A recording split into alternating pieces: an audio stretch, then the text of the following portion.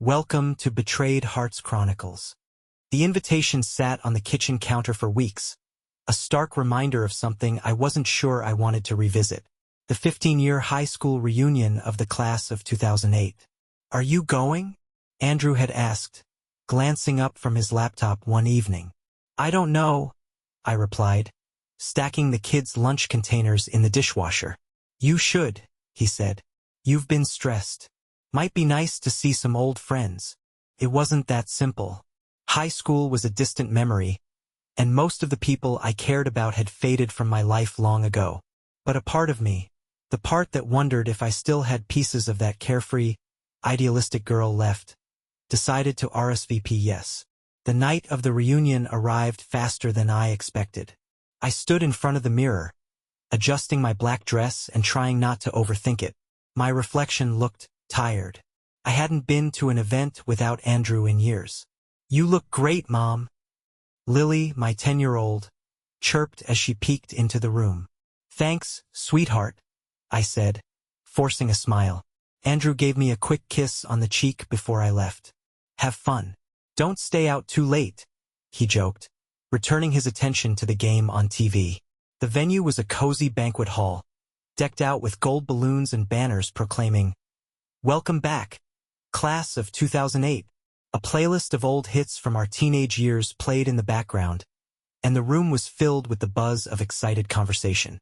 I wandered toward the bar, ordering a glass of wine and scanning the crowd for familiar faces. Most people looked the same, give or take a few wrinkles or gray hairs. A few smiled and waved, and I exchanged pleasantries with old acquaintances. And then I saw him, Josh. He stood near the far wall, laughing with a small group. His presence was magnetic, just as I remembered. His once boyish face was now more rugged, with hints of stubble and sharper angles. He caught my eye, and for a moment, time seemed to freeze. "Megan," he said, breaking away from the group and walking toward me. "Josh," I replied, my voice tinged with surprise. "It's been a long time." "Too long," he said, his smile warm and familiar. "You look amazing." I laughed nervously, brushing a strand of hair behind my ear. "Thanks. So do you." We stood there for a moment, the air between us charged with an unspoken history. Josh and I had been inseparable once, but that was a lifetime ago. "So," he said, breaking the silence, "how's life been treating you?" "Good," I said, nodding. "Married, 2 kids, the usual. How about you?" He hesitated, then shrugged. "No kids, no wife. Just me and my work these days." "What do you do?" "I started my own design firm," he said. "Keeps me busy." We fell into an easy rhythm, reminiscing about old friends and memories. I found myself laughing more than I had in months, feeling a spark of something I hadn't felt in years. The night wore on, and as the crowd began to thin, Josh offered to walk me to my car. "It was really good seeing you," he said as we reached the parking lot. "You too," I replied, fiddling with my keys. "Maybe we shouldn't let another 15 years go by," he said, his tone playful but sincere. I smiled. "Maybe not." As I drove home, the familiar streets blurred into the background. My mind was filled with the image of Josh's smile, the sound of his laughter, and the way he looked at me, like I was someone worth remembering. The days after the reunion were like waking from a dream that lingered, just at the edges of my mind. I returned to the humdrum of everyday life, packing school lunches, juggling work deadlines, and folding endless piles of laundry. But no matter how busy I stayed, I couldn't shake the memory of Josh. I told myself it was silly. High school reunions were designed to stir up nostalgia, and that's all this was, a fleeting moment of remembering who I used to be. But then I got the message. "Hey, Megan. It was great seeing you the other night. Would love to catch up more sometime. Josh." I stared at the screen for longer than I should have, my thumb hovering over the reply button. I could almost hear his voice in the words, warm and familiar. Finally, I typed back, "It was great seeing you too. Catching up sounds fun." I hit send before I could second-guess myself. What started as a single message soon became a steady flow. At first, we kept it light, sharing updates on mutual friends, reminiscing about old teachers, and swapping stories about our lives since high school. But as the days went on, the tone shifted. Josh, do you remember that time we snuck out of prom to watch the sunrise? Me, of course. We were so sure no one would notice we were gone. Josh, best decision ever. I still think about that morning sometimes. Me, it was special. I knew the exchange was towing the line, but I couldn't stop myself. Every message from Josh felt like a little escape from the monotony of my life. One afternoon, as I was sorting through emails at work, my phone buzzed. Josh, I have a client meeting near your office tomorrow. Coffee after? I hesitated. I knew meeting him wasn't a good idea, but the thought of seeing him again was too tempting. Me, sure. There's a cafe on 5th that's good. The next day, I left the office early, my heart pounding as I walked into the cafe. Josh was already there, sitting at a corner table with 2 steaming cups of coffee. Hey, he said, standing as I approached. Hi, I replied, smiling despite myself. We sat and talked for over an hour, the conversation flowing as easily as it had at the reunion. He told me about his business, the risks he'd taken to get it off the ground, and the freedom he felt now that he was his own boss. You're lucky, I said, stirring my coffee absent-mindedly. You get to do what you love. What about you? He asked, leaning forward. Are you happy? The question caught me off guard. Of course. I mean, I have a great family, a good job. That's not what I asked, he said gently, his eyes searching mine. I didn't know how to answer. Instead, I looked away, focusing on the swirl of cream in my cup. When it was time to leave, Josh walked me to my car. As I unlocked the door, he reached out, brushing a stray hair from my face. The touch was light, almost accidental, but it sent a shiver through me. You deserve to be happy, Megan, he said softly. I stepped back, my breath catching in my throat. I should go. Of course, he said, his expression unreadable. As I drove home, guilt tangled with something else, an ache I couldn't quite name. I told myself it was nothing, just a harmless coffee with an old friend. But deep down, I knew that wasn't true. I told myself I wouldn't see Josh again after the coffee. It had been a nice distraction, but distractions could be dangerous. Still, his words lingered. You deserve to be happy. The truth was, I hadn't thought about my own happiness in years. My life revolved around Andrew and the kids, the PTA meetings, the work deadlines. Somewhere along the way, I'd forgotten who I was before all of this. Josh had a way of pulling that version of me back to the surface, and I wasn't sure if I was grateful or terrified. The next time I saw him wasn't planned, at least not by me. I was grocery shopping, juggling a list on my phone and a cart full of food for the week, when I heard his voice behind me. Megan? Twice in 1 week. Must be fate. I turned, my heart skipping a beat. Josh was standing there, holding a basket with a loaf of bread and a bottle of wine. He grinned, looking every bit as confident and casual as I remembered. Hi, Josh, I said, trying to keep my voice steady. Shopping for the whole family? He asked, glancing at my overflowing cart. Always, I said with a laugh. What about you? Wine and bread for dinner. Something like that, he said with a wink. We fell into easy conversation, standing there in the middle of the cereal aisle. I should have kept it short, but instead, I found myself lingering, savoring the way his attention made me feel. Need help carrying all that to your car? He asked as we headed toward the checkout. No, I've got it, I replied, but he walked with me anyway, pushing my cart through the parking lot. As I loaded the groceries into my trunk, he reached for a heavy bag at the same time I did. Our hands brushed and I froze. The touch was brief, but it felt like a spark, unexpected and electric. Sorry, he said, his voice soft. It's fine, I replied quickly, stepping back. For a moment we just stood there, the tension between us palpable. Then Josh smiled, a small, knowing smile that made my pulse quicken. Take care, Megan, he said, his voice low. You too, I whispered, watching as he walked away. The touch might have been an accident, but the way it made me feel wasn't. That evening, As I cooked dinner, I found myself distracted, replaying the moment in my mind. Andrew noticed my mood, but he didn't say anything. He was always good at letting things slide. "Everything okay?" he asked casually as we ate. "Of course," I replied, forcing a smile. But I couldn't help glancing at my phone, half hoping for a message from Josh, half dreading what it would mean if he reached out again. It didn't take long.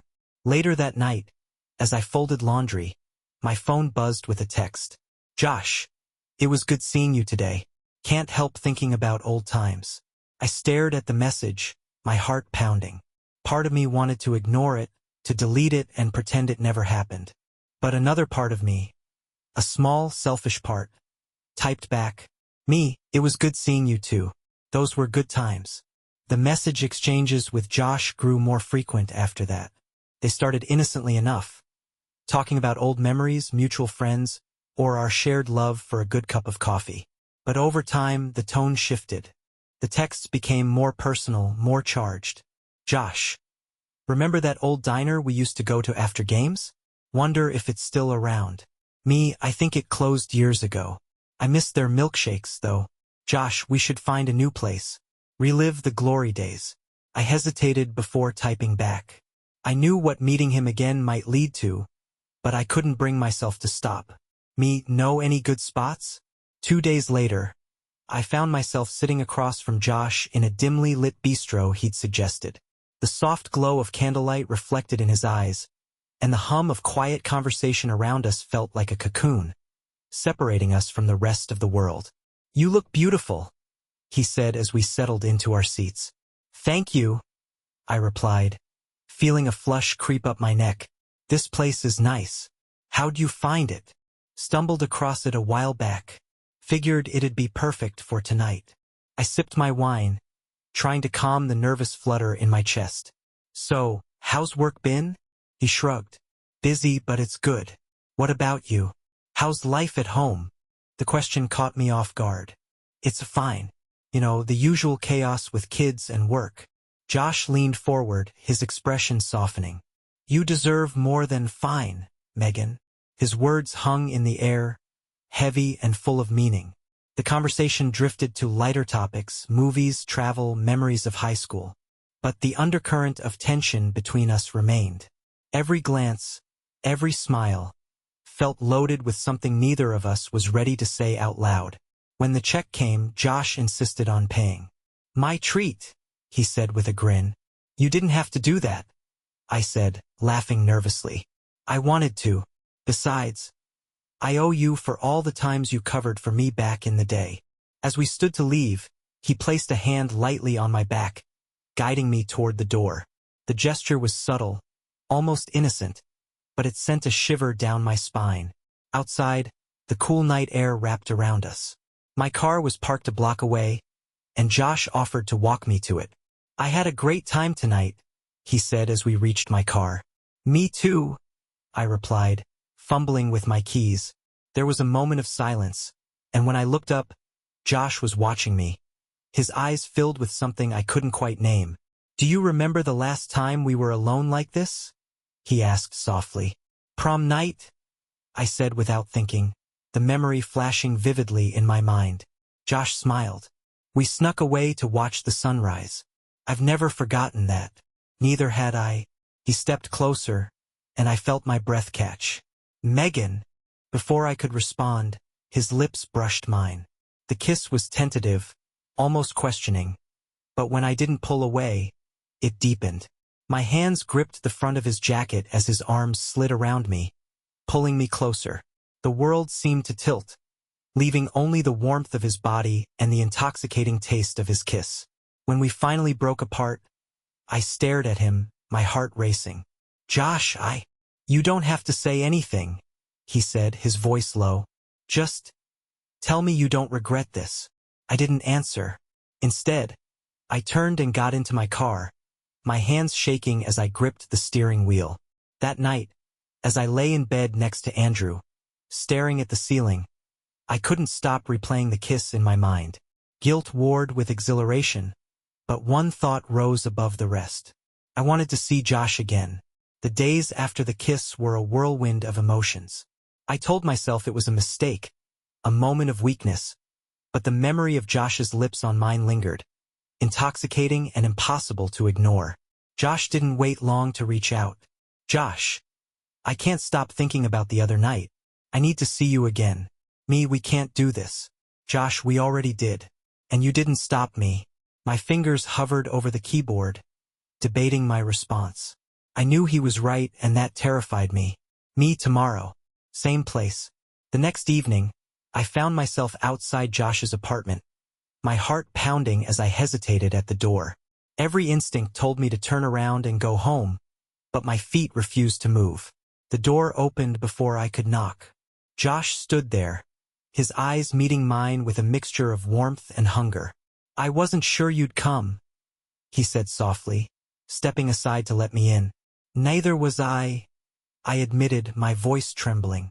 His apartment was simple but inviting, with warm lighting and the faint smell of cedar. I barely had time to take it in before he reached for me, his hands cupping my face as his lips met mine. This kiss was different, urgent, filled with the tension that had been building between us. Megan, he whispered against my lips, his voice rough with emotion. Tell me to stop if you don't want this. But I didn't want him to stop. We stumbled toward the couch, his hands tracing the contours of my body as if memorizing me. My own hands slid under his shirt, feeling the warmth of his skin, the taut muscles beneath. He paused, his forehead resting against mine as he looked into my eyes. Are you sure? Yes, I breathed, the word escaping before I could think.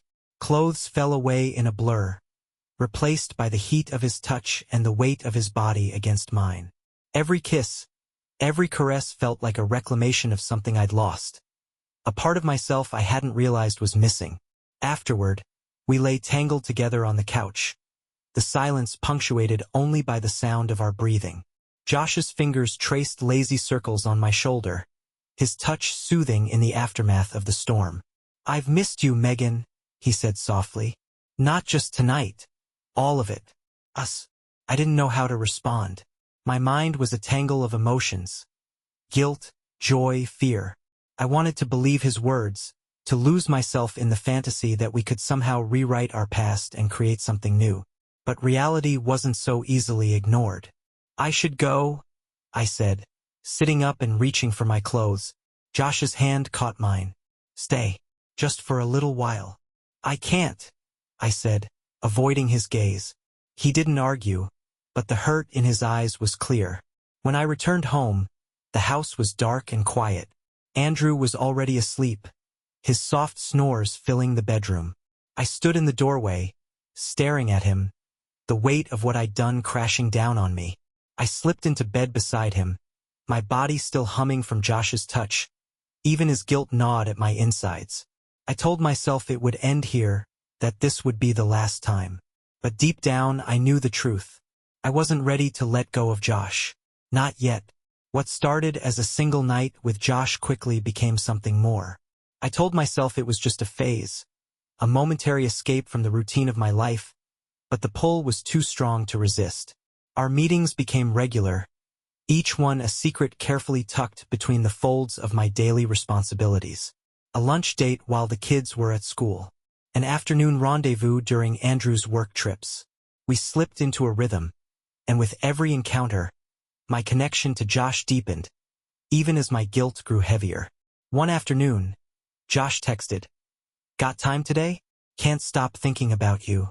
I hesitated, glancing at the clock. I had just dropped the kids at a friend's house, and Andrew wouldn't be home for hours. Give me 30 minutes. Josh was waiting at his apartment when I arrived.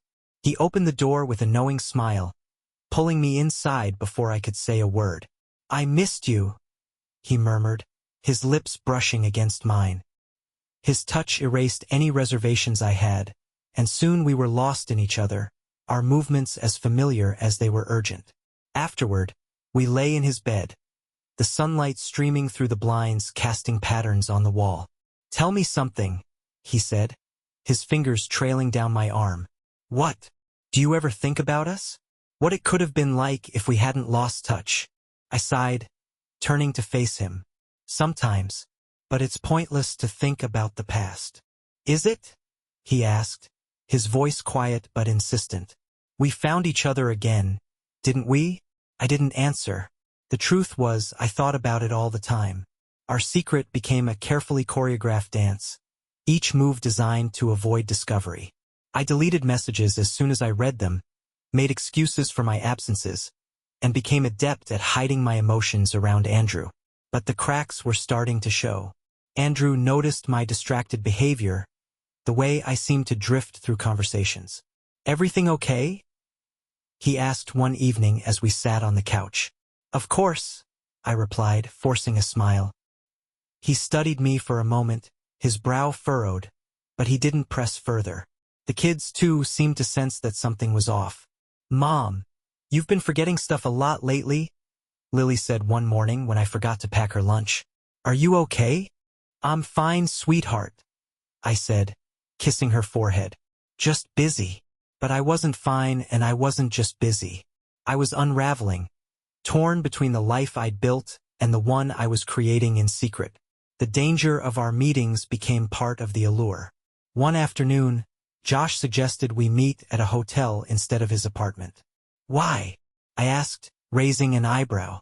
Because I want to see you somewhere new, he said with a smirk. I hesitated but eventually agreed.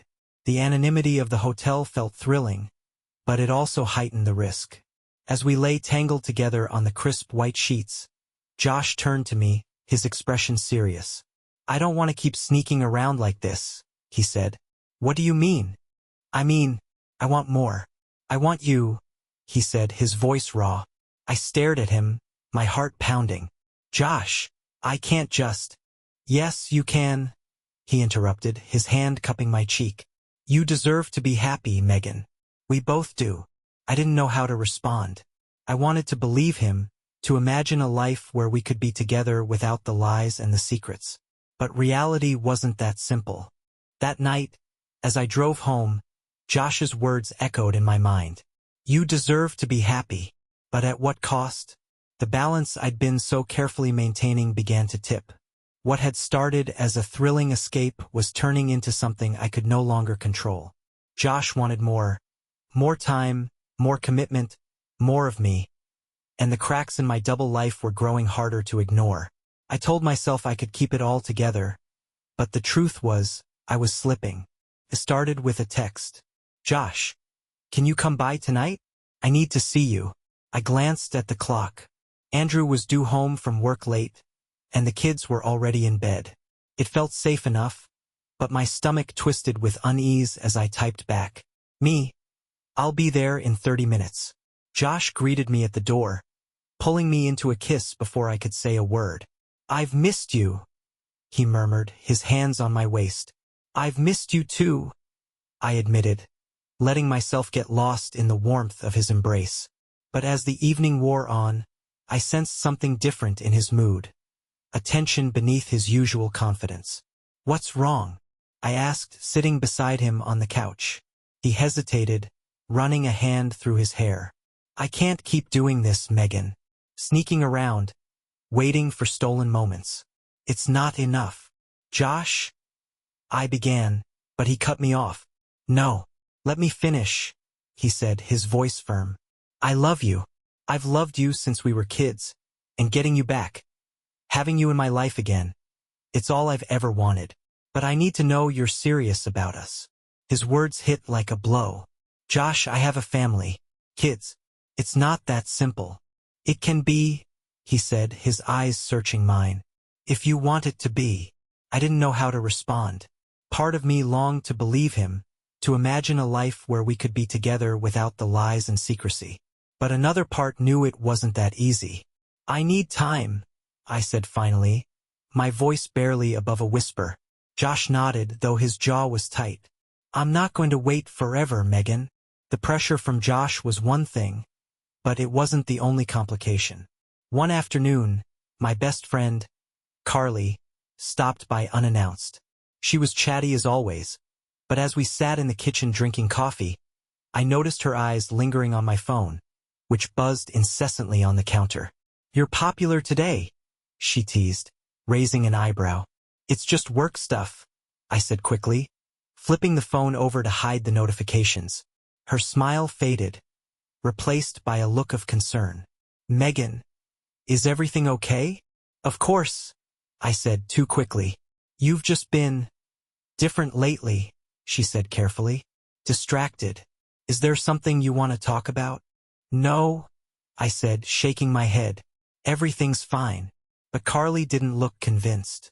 The breaking point came 2 weeks later.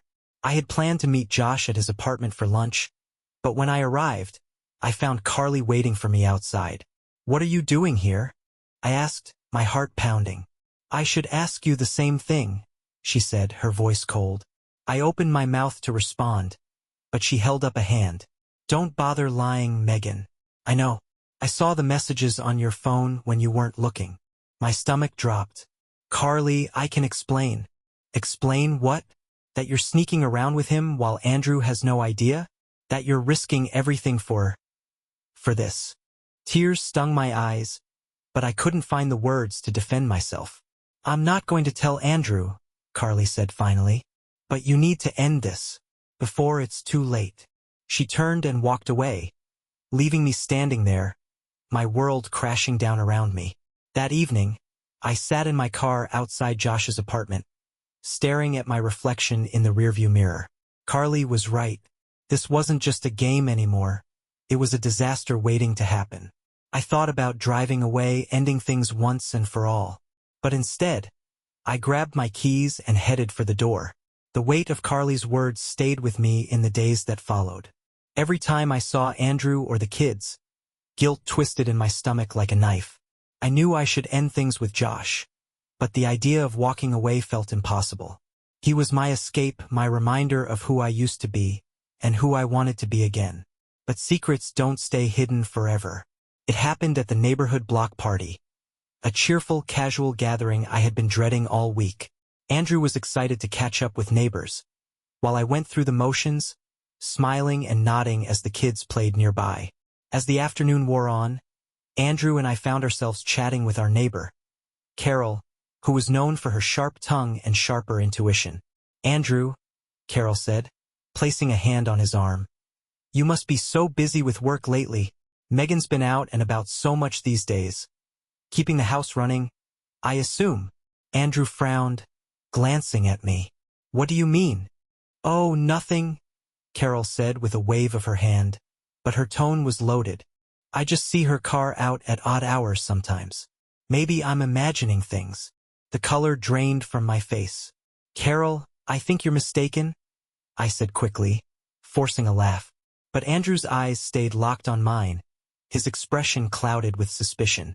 Later that evening, as we packed up to head home, Andrew was uncharacteristically quiet.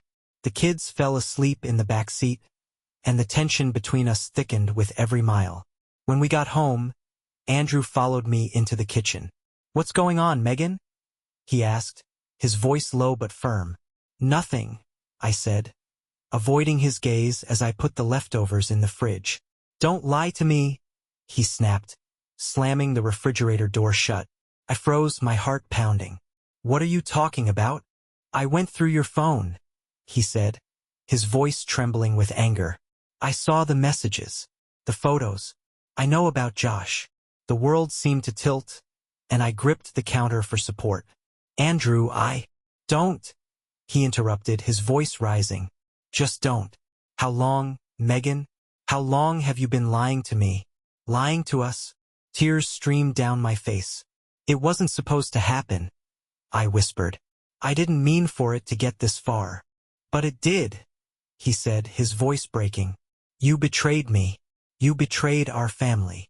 The sound of a phone buzzing broke the tense silence. It was my phone, lighting up with Josh's name.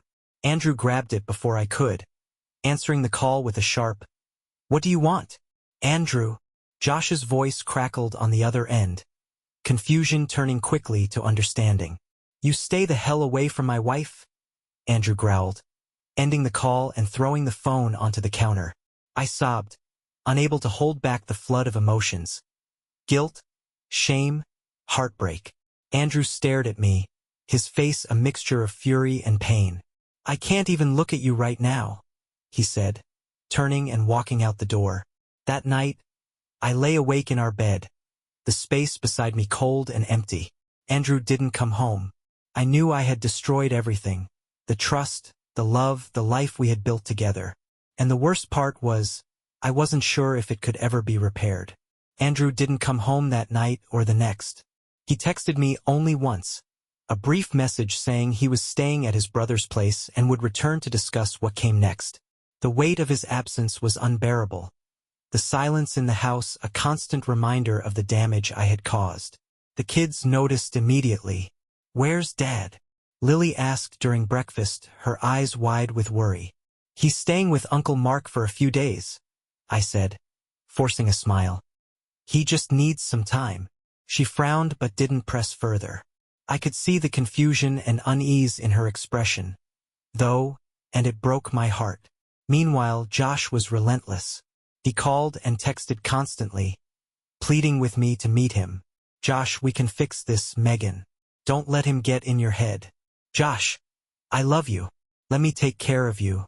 Josh, if you don't respond, I'm coming over."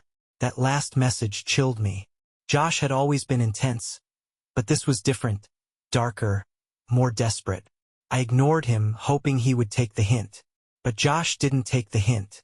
3 days after Andrew left, I heard a knock at the door late in the evening. My stomach sank when I saw Josh standing on the porch, his face tense. "What are you doing here?" I hissed, stepping outside and closing the door behind me.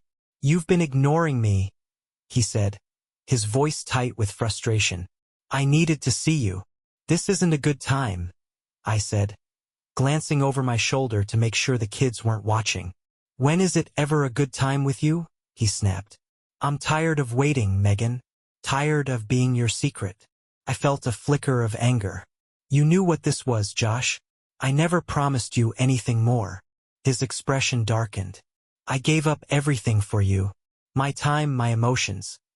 I risked everything because I thought we had something real." "We did," I said, my voice cracking. "But it's over now. I can't do this anymore." Josh's jaw clenched. "You're just running back to him because it's safe. Because you're afraid." "Maybe I am," I admitted. "But this isn't about him. It's about me, and I need to fix my life. For myself and for my kids." His eyes narrowed, and for a moment, I thought he might argue. But then he stepped back, shaking his head. "You'll regret this," he said quietly. And then he was gone. The next day, Andrew returned. His face was drawn, his expression cold.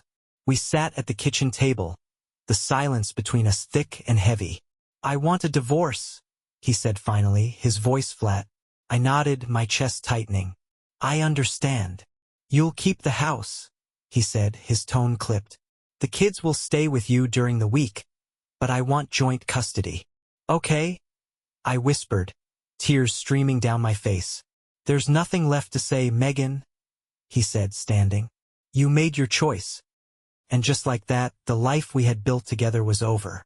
I thought that would be the end of my entanglement with Josh, but I was wrong.